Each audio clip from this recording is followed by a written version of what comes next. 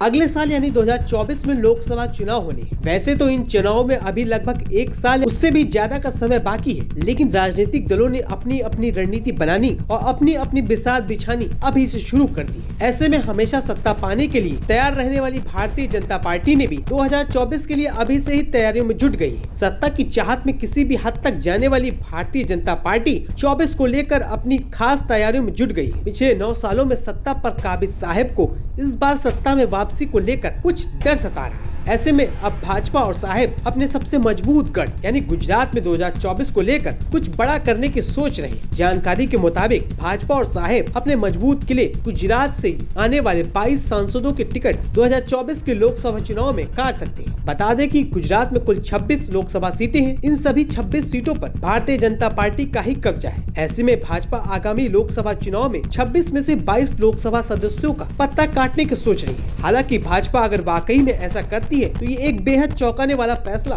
हो सकता है, लेकिन इसके पीछे भाजपा की रणनीति कुछ अलग ही है। जानकारी के माने तो अपने 22 सदस्यों का पत्ता काटकर भाजपा कुछ नए चेहरों को मौका दे सकती है। साथ ही कांग्रेस समेत जो नेता दूसरे दलों से भाजपा में आए हैं, पार्टी उन्हें भी इस बार टिकट थमा सकती है। ऐसे में कांग्रेस से बीजेपी में आने वाले नेताओं की लॉटरी लग सकती है। वहीं पार्टी 2019 की तरह कुछ मौजूदा विधायकों को भी टिकट दे सकती है। साथ ही एक चर्चा ऐसी भी है कि भाजपा इस बार केंद्रीय स्वास्थ्य मंत्री मनसुख मांडविया और पुरुषोत्तम रूपाला को भी चुनावी मैदान में उतार सकती है। पार्टी दोनों नेताओं को राज्यसभा में और रिपीट करने के मूड में नहीं है। ऐसी स्थिति में तमाम बड़े नेताओं को झटका लग सकता है। बता दें कि गुजरात भाजपा के लिए सबसे मजबूत गढ़ माना जाता है, क्योंकि प्रधानमंत्री नरेंद्र मोदी और देश के गृह मंत्री अमित शाह दोनों ही गुजरात से आते हैं। गुजरात ही वो राज्य भी है जिसने प्रधानमंत्री मोदी को देश का नेता बना दिया। यही वजह है कि साल 2014 से गुजरात की सभी लोकसभा सीटों पर भाजपा का एक छत्र राज रहा है। हालांकि 2009 में जरूर यहां 26 में से 11 सीटें कांग्रेस और 15 भाजपा ने हासिल की थी, लेकिन इसके बाद 2014 और 2019 के लोकसभा चुनाव में भाजपा ने यहां क्लीन स्वीप किया। वहीं राज्य की सत्ता में भी